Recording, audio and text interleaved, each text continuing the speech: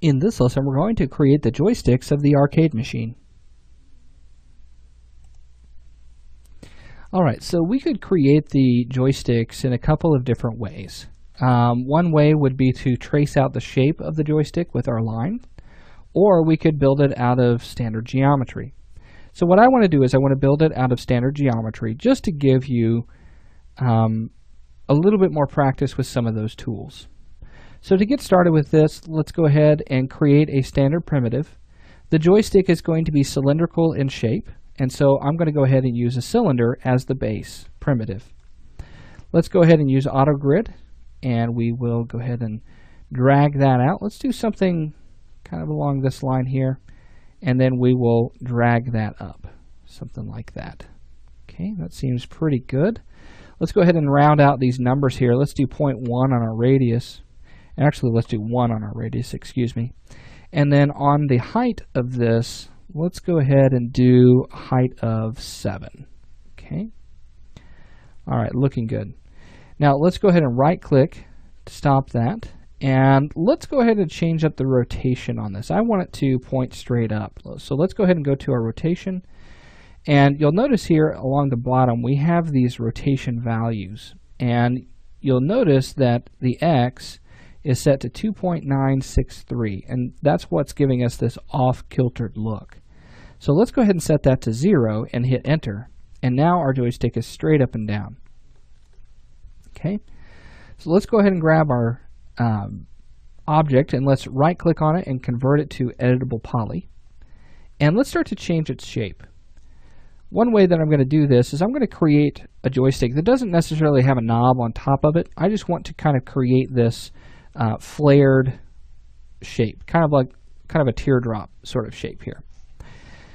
So to do this, let's first go ahead and add some segments. So under Edge Mode, left click and drag to do a marquee selection. This will select all of the edges that touch that marquee, that box selection that I had. You could also select one of the edges and simply hit ring. Okay. Now let's use Connect.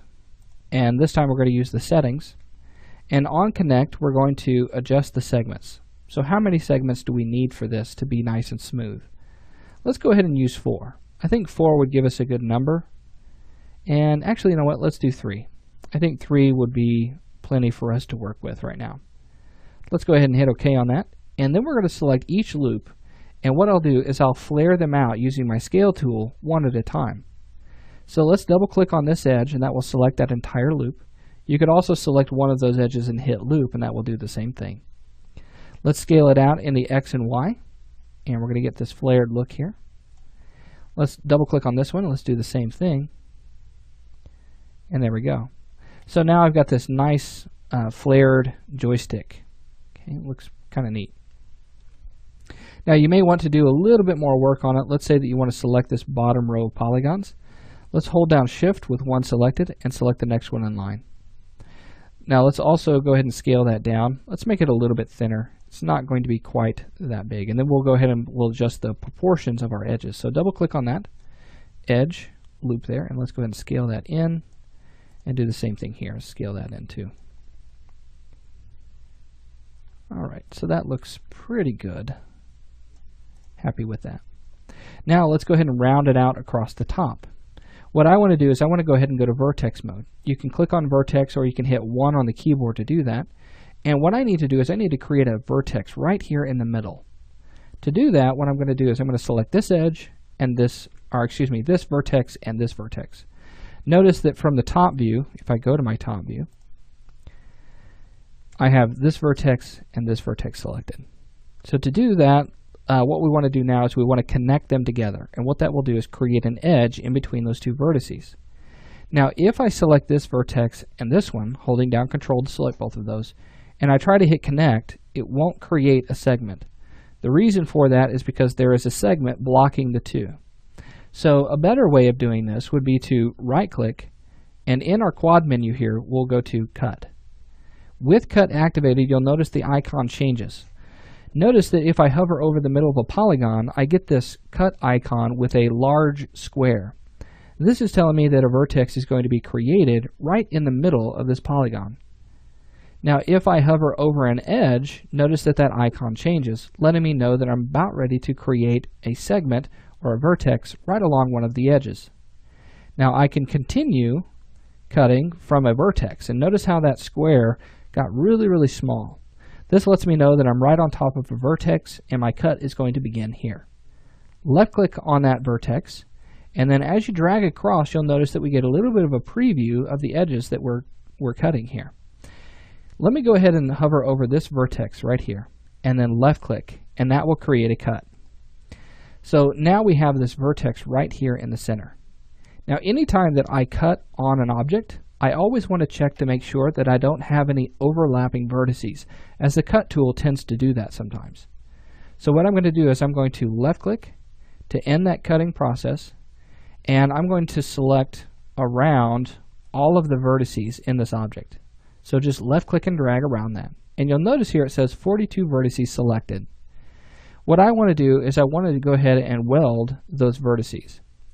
Now if I use the settings under the weld, under edit vertices rollout, you'll notice that my threshold is very low and it says 0.1. Now you'll also get a little bit of information. It's telling me that I had 42 vertices to begin with, but after the weld I'll have 41. And what that means is that there were some vertices that were overlapping one another. Now I know exactly where they were overlapping. Let me go ahead and hit cancel here. If you select right around this vertex here, notice it says 2 vertices selected, even though they're right on top of one another. Another way that you can check for overlapping vertices, and this is a really great tool, is to go up to Views, X View, and then you can come up here and say Overlapping Vertices. Right now, you'll see this little tooltip, and it says Overlapping Vertices Not Applicable. What we need to do is simply say, click here to update. Once that's updated, it says Overlapping Vertices, there are 2 of them. Now it will also highlight them in green, as you can see here. Simply select those, and then click Weld, and now it's gone. So now if I hit update, it says 0 vertices overlapping. To turn this tooltip off, all I have to do is left click on it, and then uncheck overlapping vertices. There we go.